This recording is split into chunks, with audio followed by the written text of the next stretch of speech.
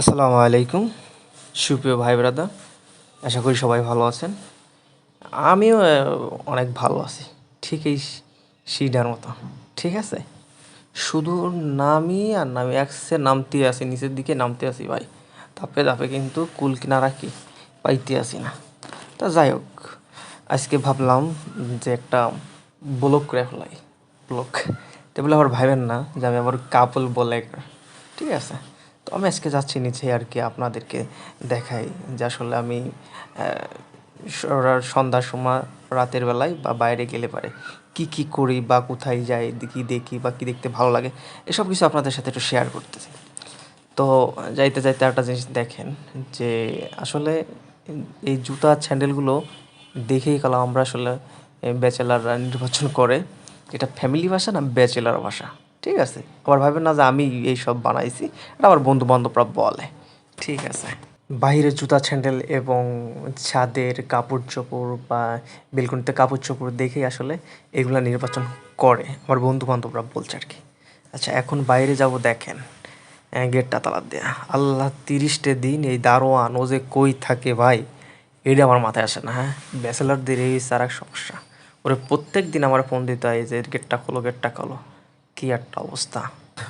অনেক কষ্ট করে ৭ সমুদ্র ১৩ নদী পার হয়ে গেটের এই পাশে আসলাম। আমি নিচে আসলাম। এখন দেখেন নিচের পরিবেশটা আসলেই অনেক সুন্দর। কোলাহল শব্দ আছে, বাট উপরে থাকতে বোরিং লাগে। নিচে একটু আসলে মানুষজন দেখলে ভালোই লাগে।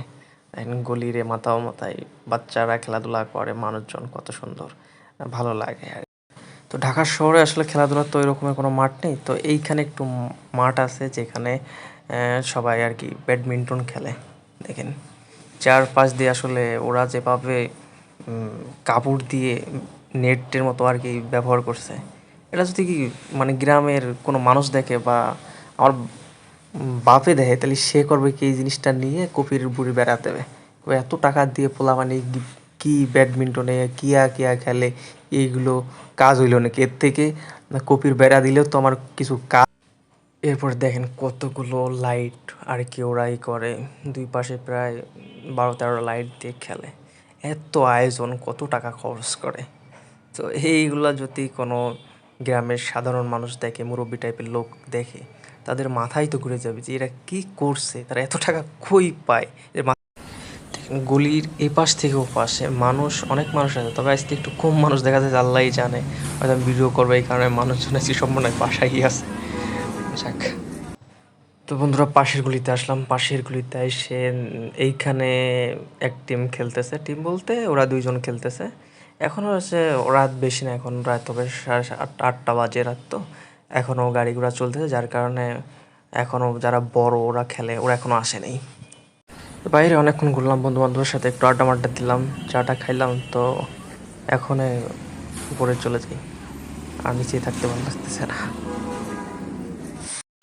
দেখেন আমার গেট 12 মাসের লক, এখন আবার লক করে দিয়েছে, কি অবস্থা রে ভাই। তো বন্ধুরা সবাই ভালো থাকবেন, আমি উপরে চলে আসছি। আবার এই 6তলা পর্যন্ত উঠতে হবে, কারণ ব্যাচেলারদের তো নিচেই ভাড়া হয় না, আমাদেরকে সাধারণত উপরেই থাকতে হয়, কারণ আমরা উপরের লোক। তো 6তলা সিঁড়ি বাইতে বাইতে মজাই লাগে, রেগুলার উঠতে উঠতে আর ডায়াবেটিস হবে না। এদিক দিয়ে অবশ্য বাড়িওয়ালার আমাদের জন্য একটা সুবর্ণ সুযোগ দিয়েছে যে সবসময় উপরে থাকলে আমাদের কোনো ডায়াবেটিস হবে না। সো সবাই ভালো থাকবেন, সুস্থ থাকবেন। অ্যান্ড আমার তো আর কাপল বলুক না, অবশ্য ওই রকম ভালোও লাগবে না। তো সাথে থাকবেন ইনশাল্লাহ, আস্তে আস্তে ভিডিওর মান ভালো হবে, হবে ভিডিও সাউন্ড এবং গ্রাফিক্স ট্রাফিক্স সবই আস্তে আস্তে ইনশাল্লাহ উন্নত বাসায় চলে আসে। সবাই ভালো থাকবেন, সুস্থ থাকবেন, সাথেই থাকবেন। দেখা হবে অন্য কোনো ভিডিওতে। আল্লাহ হাফিজ।